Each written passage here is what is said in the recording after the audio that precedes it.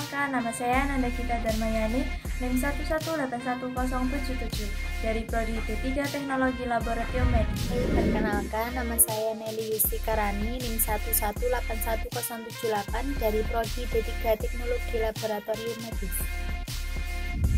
Saya Nila Widianingrum, NIM 1181080 dari Prodi D3 Teknologi Laboratorium Medis.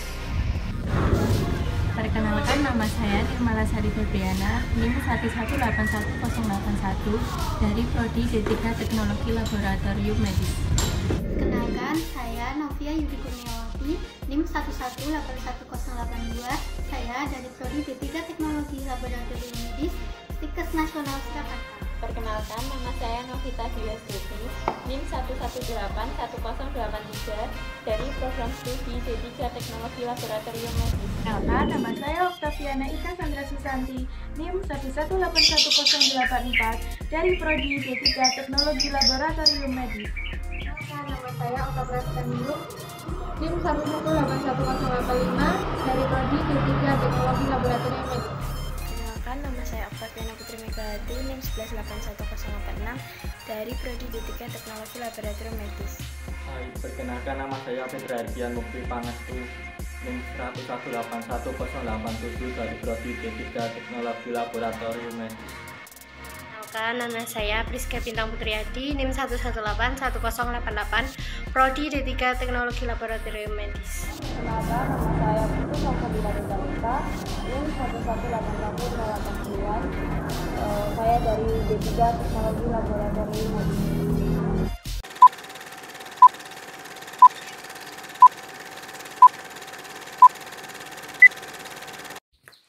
Kami di kelompok 1 akan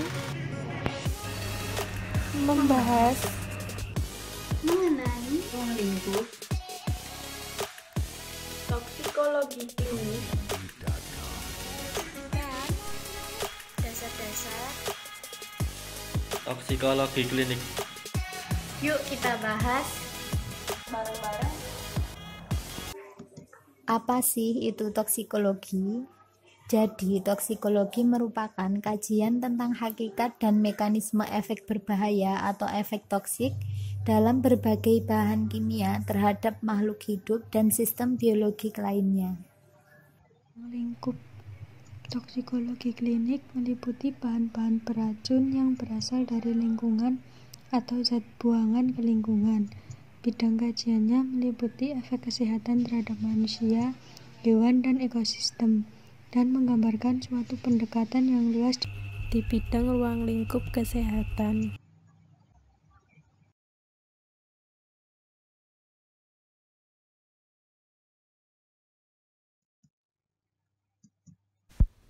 Dasar-dasar toksikologi klinik. Mari kita mengenal istilah-istilah yang sering digunakan dalam toksikologi. Yang pertama, polusi. Polusi antara lain pencemaran tanah, air, makanan, atau atmosfer yang disebabkan oleh sejumlah campuran bahan-bahan yang berbahaya. Yang kedua, polutan.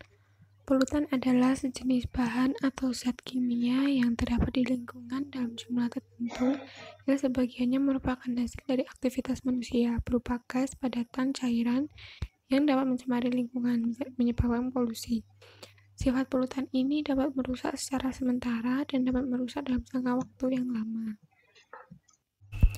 Selanjutnya, kontaminan adalah zat yang hadir dalam lingkungan yang bukan tempatnya atau berada dalam tingkat yang dapat membahayakan kesehatan. Zat asing hadir dalam atau pada material dan mempengaruhi satu atau lebih sifat-sifat bahan. Kontaminan dapat ditemukan di tanah, tanaman, air, udara, hewan laut, hewan darat, dan burung. 4. Toksin adalah racun atau suatu zat tunggal yang dihasilkan dari suatu organisme yang dapat bercampur dengan fisiologis normal. Sebagian besar toksin termasuk zat eksogenus yang dihasilkan oleh suatu organisme untuk memberikan efek merugikan organisme lain. 5. Venom. Venom merupakan zat sekresi yang mengandung suatu campuran zat bioaktif, yaitu enzim, toksin, neurotransmitter, dan lain-lain. Senyawa organik kompleks yang mengandung sejumlah besar senyawa kimia yang bersifat racun, seperti protein, enzim, dan polipeptida. Venom sendiri digunakan untuk menangkap mangsa dan sebagai suatu zat kimia pertahanan untuk melawan predator lain. Yang keenam ada sinobiotik, ialah senyawa kimia tidak dihasilkan secara alami dan secara normal dapat menjadi bagian dari komponen sistem biologi, termasuk di dalamnya adalah berbagai jenis kontaminan seperti pestisida, pupuk, logam yang bersenyawa, zat nuklir, kosmetik, dan obat-obatan. Demikian pemaparan dari kami. Apabila ada salah kata, kami mohon maaf. Stikes nasional. Kompetitif. Kompeten. Trustworthy. Bye. Bye-bye.